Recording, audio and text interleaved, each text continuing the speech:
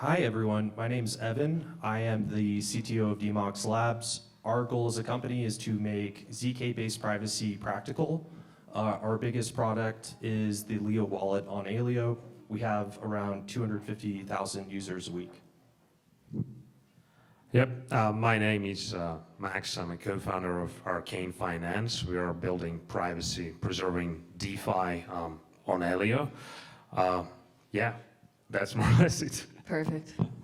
Hi, I'm Zach. I'm founder and CEO at Avail.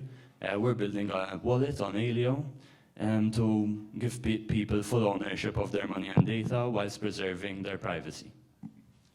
Hi everyone, I'm Bihai. I work in for SlowSwift. So our team is focused on engineering stacks. Okay, so basically we are building the tooling and the infra. So recently the focus is to the proof acceleration. So it's great to be here today. Thanks. Nice. It's not a coincidence that most of these panelists build on Aleo, but what can you do? Okay, first question. I think how we'll do it is you guys feel free to jump in. You guys feel free to debate. The first one, let's start with you, Evan. Is ZK just built to get you into trouble? No, I think like one of the frameworks about privacy that I think is kind of a misconception is privacy. Like privacy is a right, it's morally correct, but it's also about efficiency. Like we don't think of TLS or SSL becoming TLS, becoming quick. We don't think of this as a privacy technology. We think of it just as core infrastructure for how the internet works. So I think it's important to understand the economic benefits of privacy and how we can reduce trust assumptions, which are expensive. Yeah, and I actually think that ZK was to build to get all of us into trouble, and we are here to fix that. Yeah, as well, inevitably, when you have this like privacy-preserving technology, well, the first use case will be kind of some shady business like guns, illegal substances, whatever. And yeah, it's like our responsibility to build it in a way that we help like good, normal people to enjoy their privacy and at the same time prevent bad actors to interact with our systems. Nice. I'm going to have you answer a different question. So Okay. sorry. Got to keep them alive. See, they're falling asleep. I guess, so one thing you said is it's our responsibility to build this in a way. Do you agree? What does that actually look like for the responsibility to fall on the builder? Yeah, I do agree. And I think you said is ZK built to get us into trouble. I think it's also built to get us out of trouble. You know, it can be used for the user to prove aspects about themselves, like, you know, a certain thing with financial applications is that you have to, for example, with a bank, you know, go through KYC or through like Cash App or these neobanks, you have to go through KYC and see that you're a citizen of a non-sanctioned country and prove that and tell them that you're older than 18, kind of, and through zero knowledge, you can do that without giving them your data. You know, you can just prove it. So I think zero knowledge can also guide us towards making it not getting us in trouble, kind of, through proving aspects about themselves.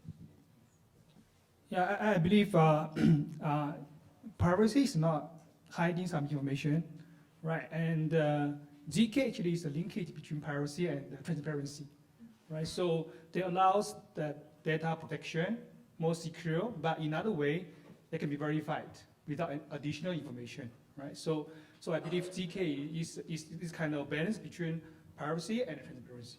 Yep. Nice. Evan, did you say that you thought that privacy was a moral right? Yeah, I am an American. I think freedom is a pretty big part. You know, I lived for a while in Southern Oregon, who calls themselves the state of Jefferson, if anyone actually knows what that is. I do believe it is a moral right, but I think in terms of getting people to adopt privacy more broadly, we have to reframe it as an economically productive technology, because ultimately, that's what's going to drive businesses, governments, and I think individuals actually come last if you look at who adopts privacy technology in what order. So Yeah, I do think it's a moral right, but I think we should also emphasize that this will help us reduce costs. If you took away encryption, like you took away TLS from the internet, its estimates are 5 to 10% of the bandwidth and a lot of latency. TLS slows the handshake slows the whole internet down, but it's worth it, right? Because you don't have to trust the computers who are delivering your packets not to mess with them or not to forge data, man-in-the-middle attacks. So I definitely think that reframing privacy as like making things more economically productive is going to get us broader adoption faster. Can I ask a question to Evan, maybe? Please you know, do. If you have a user, when Aleo goes to mainnet and you have users on Leo wallet and maybe they're doing illicit transactions and law enforcement comes to Leo wallet or Demox Labs and they're like, can we see the transactions of this user or this address? Somehow they want to see the transactions like they do with a bank. What would you guys do in that case?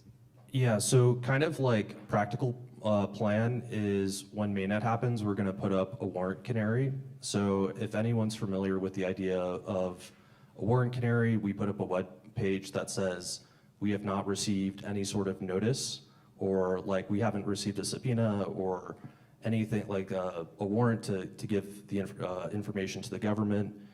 If we take that page down, like we're not allowed to look up warrant canaries. It's very common in other privacy technologies. In terms of the data we can give, like Aleo is both public and private state, so there is some indexed information, but for things that are encrypted, that's kind of by design, right? I think also being the wallet, like we don't custody information or assets of other people. We're merely making software. So I think as a US company, we're obligated under the court system to provide what assistance we can. But from a practical perspective, there's a lot of assistance we can't help with. If your data's in a private state, there's nothing we can do. So if it's a fully private transaction, you can't help law enforcement. You just tell them we can't give you this data.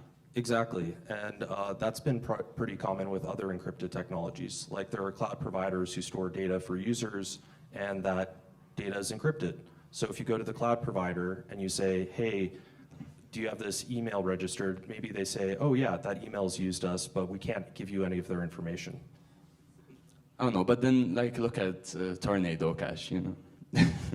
Yeah, so Tornado, and I think this is a really important discussion because a big fear about regulation is that there aren't clear regulations. It's regulation by enforcement.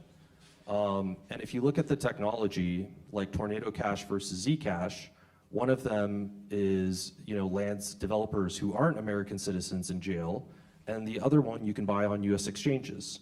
If you actually look at the technology, it's like the same thing, right? So what's the difference? And I think the big difference is when you try to layer privacy on a public chain, it becomes a mixing service. That's the only value it provides, and only people who, like there's a huge, like Tornado Cash is such a pain to use, right? So by building it in natively and really optimizing around the privacy use case, and by having it by default, you have normal people adopt privacy tools without even thinking about it. Yeah, I think this brings up an interesting point that right now privacy is pretty inconvenient, and convenience tends to drive success. And I think there's a world where, privacy is good, and also privacy might lead to more Tornado Cash-esque things being built out. So I guess I'll go to you and ask you kind of what does ZK do for the marketing of this notion that blockchain kind of just helps these like illicit actors, have a place to do business? Well, actually the term ZK these days,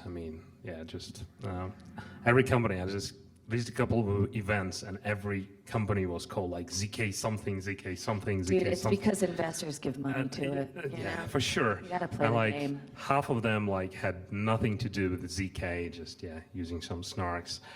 Yeah, so marketing is another thing. And I think, yeah, you mentioned really that it's inconvenient to use private systems, on-chain private system these days. And yeah, I think we have to do something with that. And in a way that that can be compliant. And so far we know only one way, more or less one way, that's KYCing our users.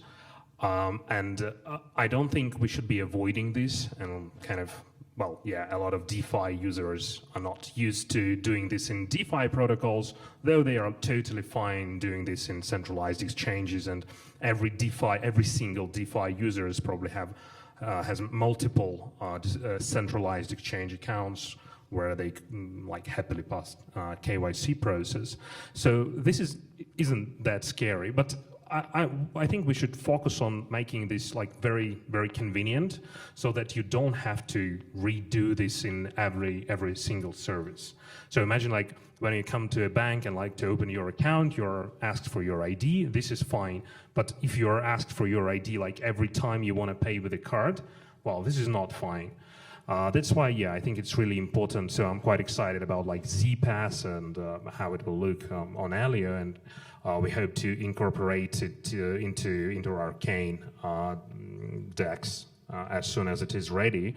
The way I like envision it is really kind of, you can, as a user, you can disclose the information that needs to be disclosed. Like you're not sending a scan of your passport to like single exchange where you want to buy some meme coin, but you're just saying, hey, I'm like, yeah, my money is legal. Like they are not from some sanctioned country and stuff like that. So I think really we should focus on this. And I think people will be happy to use privacy preserving services if they are convenient to use, and they eventually like stop noticing they are using them, like with HTTPS, like and SSL and stuff like that. Yeah. Totally. For those who don't know, Zpass Aleo is basically KYC's service that we've spun up, and yeah, built out by our head of product, John Reynolds, who I don't think is in this room, but gave him a shout out. Cool. Bihai, how you doing over there? Good. Let's go to KYC. How does KYC not get co-opted with this whole integration of ZK? Or so another word? I believe KYC is a very standard process. In the finance industry, right? So they can verify the customer identity, right, and prevent some risk for the illegal activity, actually, right? But integrate ZK to KYC process, I think it can create a more secure and more robust and verifiable KYC systems, right? So, so one of the benefit for this putting the ZK to KYC, I think there are more enhancement for the data protection. For example, we can release the specific information for the KYC process, but you don't need to open everything to the KYC, right? So I believe the ZK actually is an enhancement way for the KYC process. Yep. Sure. I don't know, but I get a bit confused, or I don't know, but if you do KYC, if you do KYC, but the law enforcement comes to a wallet, for example. You love the law enforcement, Because dude. it's true, like if they come and, okay, you've identified a user as this person, but I can't help you, you know? I can't, if that happens 2 times in a year, it's okay, law enforcement will be like, that's 2 people. If it happens, if this actually becomes a thing and it happens 500 times a week where a wallet gets requests from, I don't know, if it happens 500 times a week where law enforcement wants to see certain things because illicit transactions are happening, then I think they will just shut companies down. That's what I think is going to happen if we don't find a way to actually handle that. I don't think it's like they're not going to do that. They will shut us down. What would be the way to handle that? Oh no, we can brainstorm.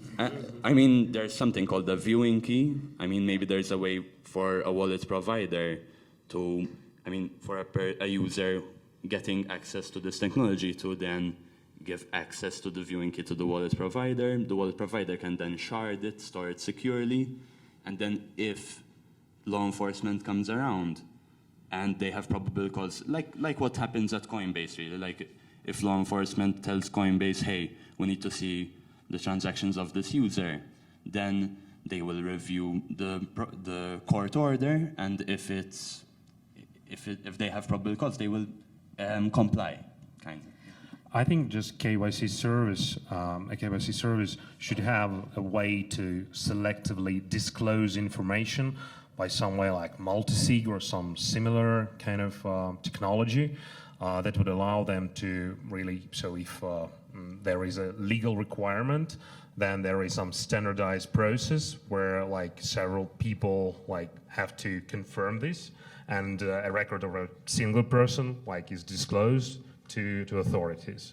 I think this would be a right thing to do. It's just not like, hey, here is a database, like find the right person and stuff like that. Because, well, we know when like a lot of data is collected in a single place, it's just a question of time when it will leak eventually. This, like, yeah, happening, I mean, every year. Yeah, I really don't think we should build speculative compliance into our products because the laws aren't clear, right? We don't know exactly what the government is going to want. So I see this like all over Web3 in terms of people thinking what the government might want in 5 years and trying to incorporate that as a privacy tool. Like, I think let the government, if the government comes, like privacy is a primitive and it's code, we could make whatever system compliant with whatever law. We could issue a view key to the government, and every transaction you do like creates a record for the government to view. But I don't think we should build that in speculatively. I think we should maximize the privacy and security of these tools and then follow the law when there are laws that tell us how these privacy tools should work. I don't think we should like guess what the government wants because the government is gigantic and it has contradictory interests. Part of the government, like law enforcement, may want as much information as possible. I also see like, I think it's kind of crazy, our government pays defense contractors using the banking system. Like there's this whole range of other parties who know how our military, how our defense apparatus is funded. I think the government should pay people as privately as possible when it concerns national security. So I think like the government's gonna want a lot of different things from this technology, and a lot of those things are gonna contradict. Let's not imagine laws and try to imagine solutions to imagined laws and build those into our products that make them worse. The thing is, that's a risky part, as in the government or law enforcement might not tell you, oh, here's the law, now comply. They might come, knock on your door, and like take you to prison. This kid with the I coming wish and we knocking lived on your like door. I wish we lived in a world that like Evan describes, but really kind of Tornado Cash. Like they faced exactly the same issue. There was no law prohibiting Tornado Cash, but still they like the guy, I think, is he still in jail or what's happening with him? So I think this is why I really like Aleo's approach to regulation, where instead of creating an overseas foundation and hoping to be so far away from the American reach of law enforcement, Aleo's is a Wyoming DAO, right? We're trying to you don't just hope you're decentralized enough and far enough away from governments, you engage with them, you work with them, you have an open line of dialogue that says we're open to working with you, right? You don't just live in a basement, close everything off and say, oh, it's decentralized enough, you can't get me, right? There's a reason that Zcash, you can buy it, and Tornado Cash you can't, or you can't use it, right? And many validators won't create blocks with Tornado Cash transactions. So we should ask ourselves why the exact, they work the same way, right? Why the exact same encrypted UTXO, nullifier, why does this technology, why is it okay in one circumstance and not in another? Bihai, you want to answer that great question and then we'll close it out? If no, that's fine. Yeah, I don't know. Yeah, great, no problem. Okay, so then we'll wrap up real quick. We'll just ask a final quick question. I guess you said you hate the term ZK, so give us another one. Yeah, on the spot, rename it. Yeah. Come on. I don't know. What, you guys need to brainstorm? Let's go. So, well, ZK has been co-opted, right, by people who are just using the succinct property. So what some of the L2s who are privacy preserving, like Aztec, are calling themselves is a ZK-ZK-VM, which obviously is so much, that's the going name, that's the bar. That's a lot of money. We'll keep adding ZK like prefixes, and yeah, this is the way to go. Thank you guys all so much for joining. Yeah, appreciate it. Thank you. Thank you.